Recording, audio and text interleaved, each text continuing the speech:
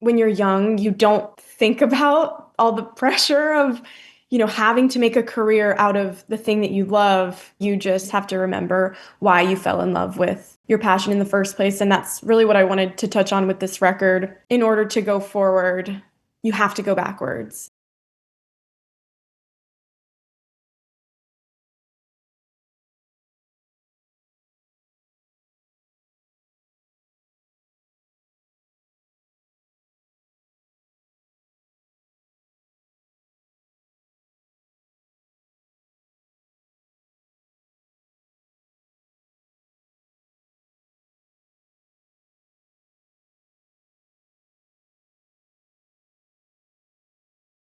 Hannah Cole has been making music her entire life, but it wasn't until she moved out of her hometown that everything became more real.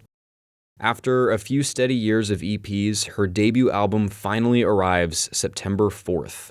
It contrasts the challenges of growing up with the familiarity of coming home. Switchbacks is built around the idea that sometimes, in order to move ahead, we have to look to the past.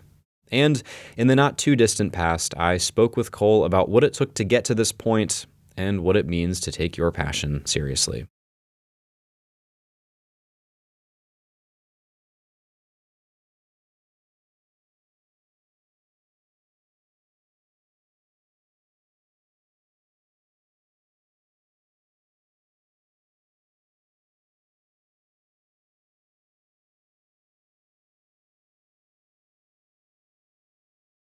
Your first single in almost 2 years came out July 9th. It's called MMA, and it accompanied an album announcement. What have these last 2 years looked like for you creatively? That's a great question. It's been really up and down. I think coming off of just creating EPs and standing in front of the idea that, oh, like I have to make an album now. This is like the biggest body of work that I've had to make so far. I think it was a little bit intimidating. And I think at first I was kind of lost, honestly, on the direction of the album and like where I wanted to go production wise. In the past, I feel like I kind of worked through a couple different sounds, and I've always felt that I sat under this like indie rock umbrella. Mm-hmm. But I think with this album, I wanted to make something that was not necessarily genreless, but something that was obviously cohesive, but still portrayed this idea that like, oh, I contain multitudes, or Yeah. there are different things I can do, and I don't want to make like the same song over and over again.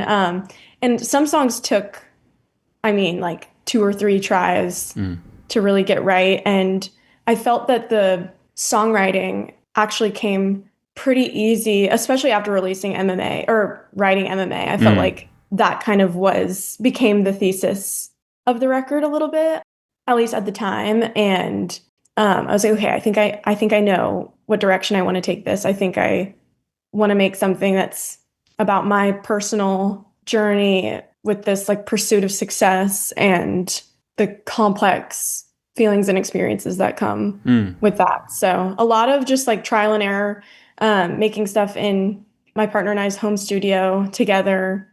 That was really awesome, I will say. Like definitely a lot of challenges, both like just when you're making music with your partner too. That is a very complex thing, but I think when you're really comfortable with someone and you kind of speak your own language, it can be really, really fruitful. And yeah, we had a lot of fun making this record. There were so many details, so many small details in this record that I'm really excited for everyone to hear, both like lyric wise and production wise. I felt like I had a much heavier hand in the production this time around than in the past. And I think that really sets this album apart from like past work of mine.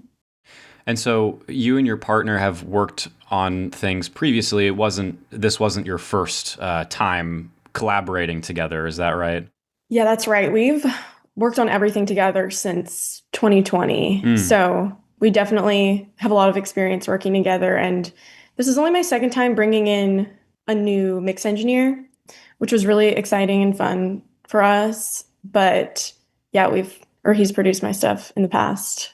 Did you learn anything new about each other this time around? I'm sure there's probably some disagreements, then some violent agreements as well, I'm sure. Yeah, for sure. I think what I learned this time around was that Joseph is his name. He's like one of the most talented people I've ever met. Is kind of like a production prodigy, and I think but he's never been a control freak. And I think you can like step into the studio with people who really want to just control the whole session and, not let anyone else get behind the wheel. But I felt that with making this record, Joseph really let me and my ideas shine, which was something I'm really, really grateful for because I think that is, like I said before, what's going to set this album apart from past work is this really, really, like, I mean, no, if it wasn't my idea, if any of the production or instrumentation or anything, little sounds, whatever it is, if it wasn't my idea, it had to be approved by me Yeah. right there. I was never not in a session. We did everything together. It was so collaborative, the most collaborative experience I've had music making. So, yeah, I think what was really cool was working with someone that let me take the wheel with most of the ideas, and it just really boosted my confidence. I think I have more confidence now in my music and just in myself in general than I did before, which is great. That's good. Mhm. You mentioned that MMA, once it was written, it sort of set the tone for the whole rest of the album. Was that the first song that you wrote for the record? No, so actually, and maybe I said that in the past, but it's not true because No, maybe I I didn't read misspoke it in the anywhere. past. I was just, But actually, the title track "Switchbacks" was the first one that I wrote, okay. which is interesting. At the time, I didn't know it was going to be the title track, of course. Yeah. But I was on the way back from a run of shows on the East Coast, and it was just three of us in the car, and my friend was driving, and we were coming back through these long, winding roads on this mountain, and he was like, you're supposed to honk your horn on switchbacks, especially in the dark, because people need to know that you're coming, or like you don't know who's Yeah. there. Like, so I was like, oh, that's so funny. In the moment, I'm thinking, oh, this is probably a pretty mundane thing, but the image really struck me, and I felt I think I wrote the lyrics to that song. It's a pretty short song lyrically, but I wrote all the words to that song down on that drive pretty quickly after we talked about that. Yeah. Yeah, it's funny. I guess maybe my brain knew something before I did, but yeah, I think that's when I was like, oh, what an interesting image. Like, I don't necessarily know what's around the corner for me, and people might not know I'm even there, but the only thing I really can control is honking my horn, making sure people know that I'm coming. So that's, I think, what I wanted to do on this record was like, oh, this is what I'm doing. I'm letting people know that I'm here. It's my debut record. I don't know. Does that Yeah. make sense? Of course. Yes. Very cool. So you didn't know at the time when you came up with the idea of Switchbacks that it would eventually become an album. And you mentioned it earlier. You put out like 3 EPs, I think, in like 2 years, and there were a few singles in there. What made you decide to finally like break the cycle with an album? I think with my last EP, I thought I was making an album, Okay. actually, which is interesting. I was going into it with that mindset. And the more I was kind of writing, I was like, and my managers also had some great insight too. And they were like, you know what, maybe let's have this one more push. Let's let this be like the last push. And then I think you'll be like ready for a record. And at the time I was kind of like, oh damn, like do they not think I'm ready for this? And it was so wise because I think at this point in my life, I just feel so much more confident. I feel a lot more aware of myself and my place in the industry. I feel like I have a much better view of, I don't know, just I think my brain is more developed. I think I'm just like older and I've been through a couple more experiences and seen things in a more 360 way, if that Yeah. makes sense. Like I think before you're growing up and you're kind of just writing about relationships or I would not say things that are shallow or anything. I think it's like some of the best music is related to that. And I even Yeah. think that my record, if you don't know that it's about, this pursuit of success or whatever. I think you could even listen to these songs and think it's about a relationship or think it's, but I don't know. I just think I'm just better now than I was before. I think I was like, I know what I want to sound like. I think my inspirations are better now. I think I also kind of looked to the past a little bit. I think in previous releases, I was always really inspired by like what's happening right now, and I think that was not necessarily a mistake because like there's so much awesome music right now, of Yeah, course. of But course. I think that for me, when I was making a record, I was thinking, let me look back at some really awesome records, Yeah.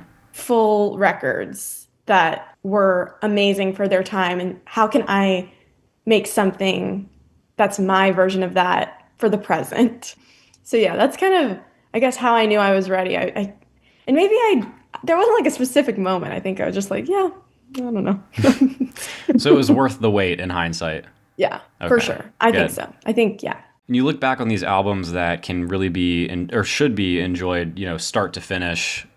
Do you see this album as something that you can just push play on track one and it'll take you all the way through? Oh, for sure. I love this record. Good. Like, I That's really do.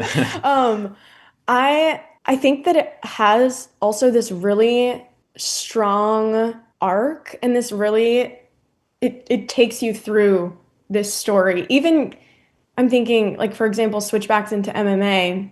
And maybe I'm like a crazy person that reads way too far into like lyrics and details sometimes, but I hope people see the connections between the lyrics and different production moments. But even, just for example, like Switchbacks, it ends with this line that says, "I'm ready to go home."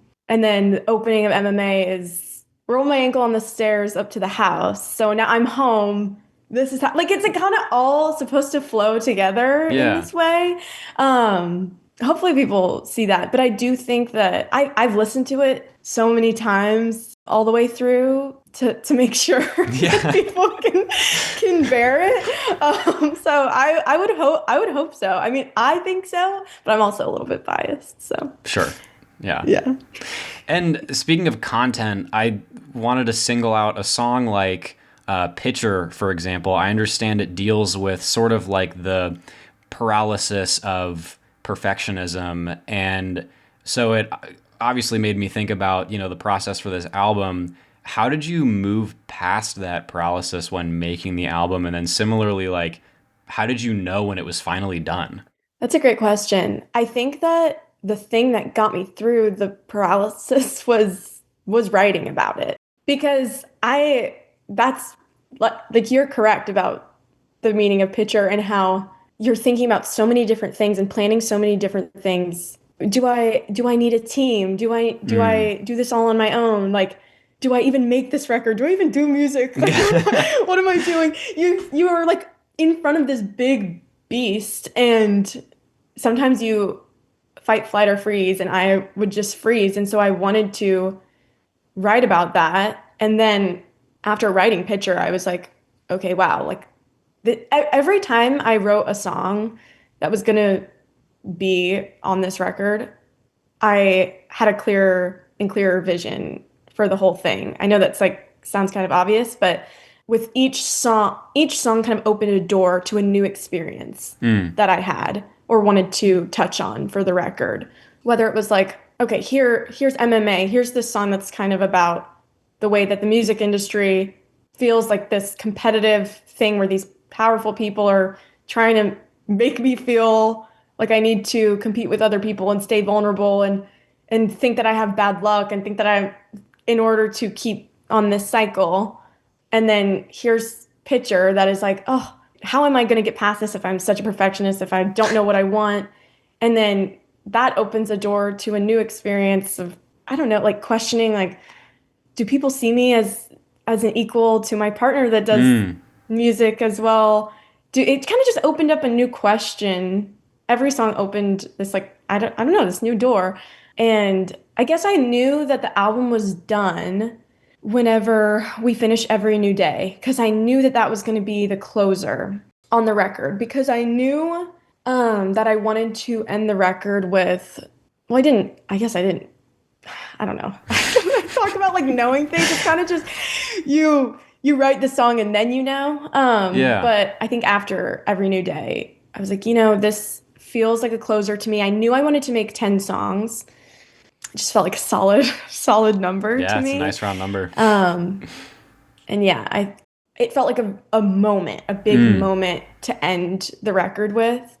It made the most sense to end this record with the message that, yeah, you can do all of these things. You can experience immense success, commercial success, or you can just make music because you love it your whole life. And in the end, it doesn't really matter because in hundreds of years, no one's going to care. So you might as well just like do this because it's fun and do this because you love it.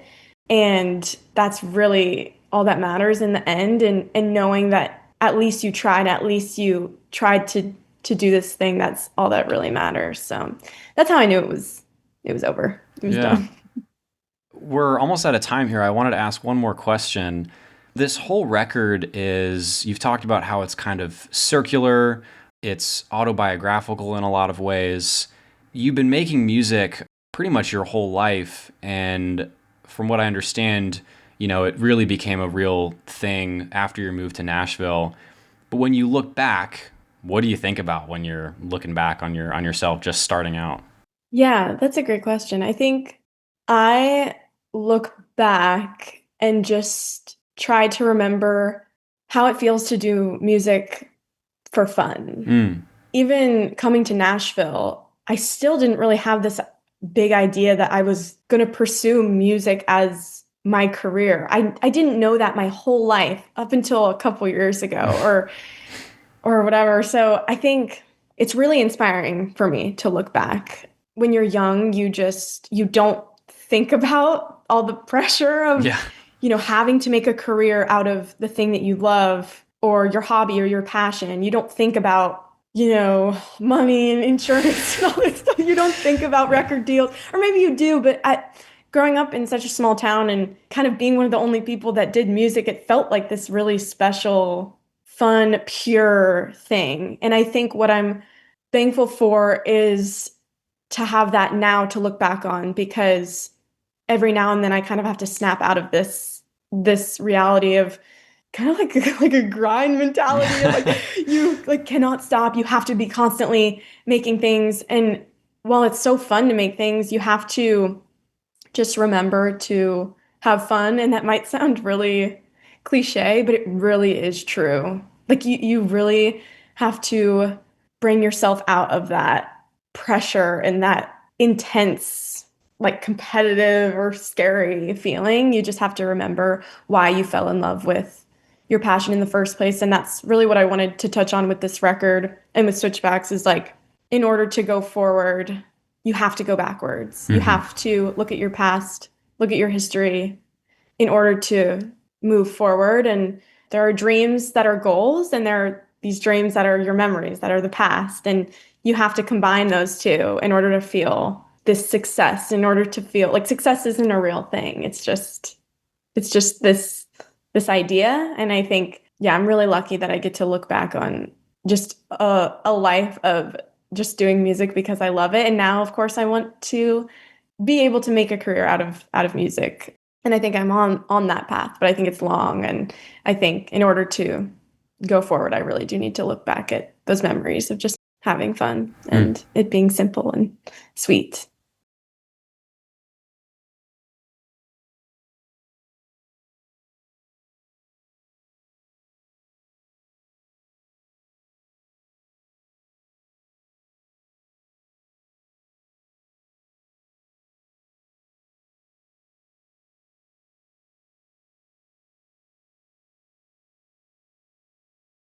Hannah Cole's debut album, Switchbacks, is out September 4th via Tight Knit Records. You can visit the Tight Knit store online to pick up a copy for yourself and check out her socials for the most up-to-date tour schedule if you'd like to see her live.